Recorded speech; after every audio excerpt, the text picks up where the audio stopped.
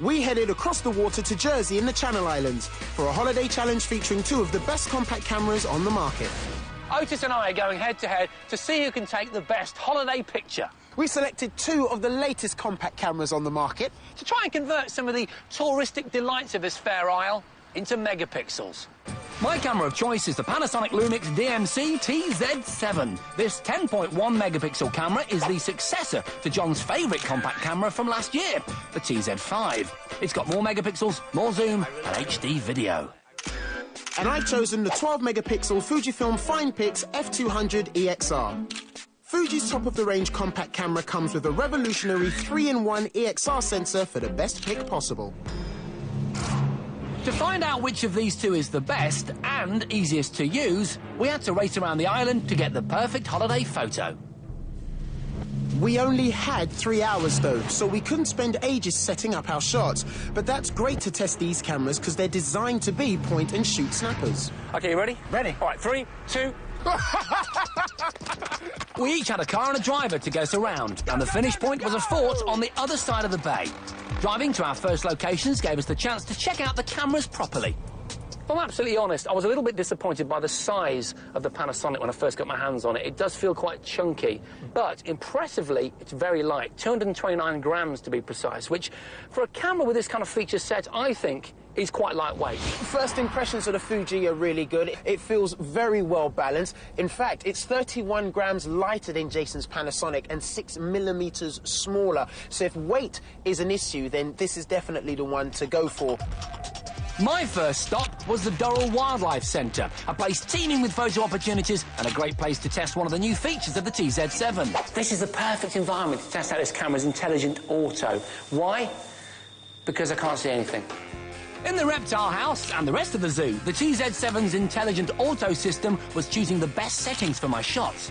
For a teenager in a zip-up suit, it's just so lifelike. It's incredible. Good work, mate. Spot on. The TZ7's intelligent auto has also got autofocus tracking and face recognition that can follow up to 15 faces at once. All in all, it enabled me to get some great pictures. Look at that, man. It's like a wildlife magazine shot. Look. Yeah, thank you. Back to you, my friend. Let's move on. While Jason was Dr. Doolittling his way around the island, I was checking out some history. Heading into some Second World War German bunkers was a great place to show off possibly the best feature of this Fuji. Instead of just relying on more megapixels to take better quality photos, the Fuji is all about its EXR sensor, which basically gives it 3 camera modes in one: highest resolution, most dynamic range, or lowest noise to take better quality photos. Perfect for taking pictures in old, disused war tunnels. And we're in. For instance, in a shot with a vast exposure difference, it takes 2 pictures at once, exposing differently for the light and dark bits, and then combines them in one photo for the most detailed shot. What it's done is taken a picture just as my eye would see it, and then when I've turned it round into the darkness, the exposure has been cranked up so it can take pictures of all the white walls. Again, just as it looks in my eyes. As we covered more and more of the island, photo ops were everywhere, and we were getting closer to our goal of the perfect holiday snap.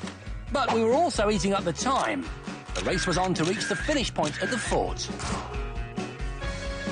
There's a castle over there, look. And we only had enough time left for a couple more shots. Taking pictures of the castle, I could try out the 5x zoom on the Fuji. It gave me a decent wide-angle shot and a reasonable close-up. OK, yeah, that's a good one. Nice. But the Panasonic zoom was streets ahead. It goes all the way from 25mm ultra-wide to super zoom 300mm telephoto. So it'll cope with just about any situation you throw at it.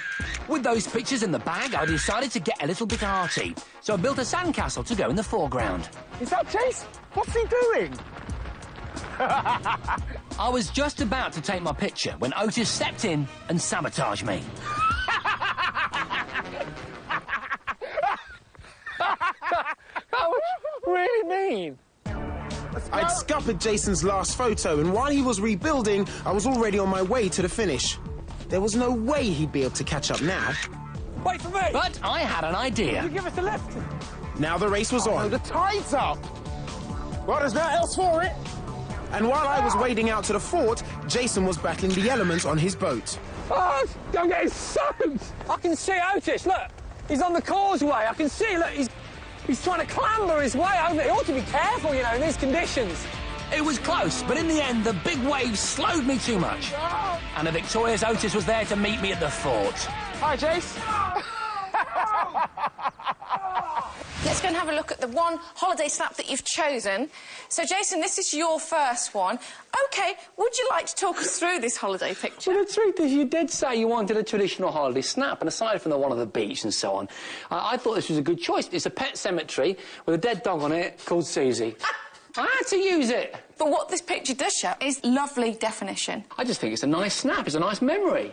Of your cat and your dog that's died. OK, let's have a look at Otis's picture. A bit more traditional, Otis. Thank you very much. I had a sunny day. I've got nothing against beach photographs. Thank you very much. So I took a picture of my feet after running across a causeway. Nice colour, really nice blue, and the shadow's quite nice. As a holiday camera, I think that I would choose the F200 EXR, the Fujifilm, because it's a little bit smaller, it's a little bit lighter, it's great in low light for your nighttime snaps, and the colours are just beautiful.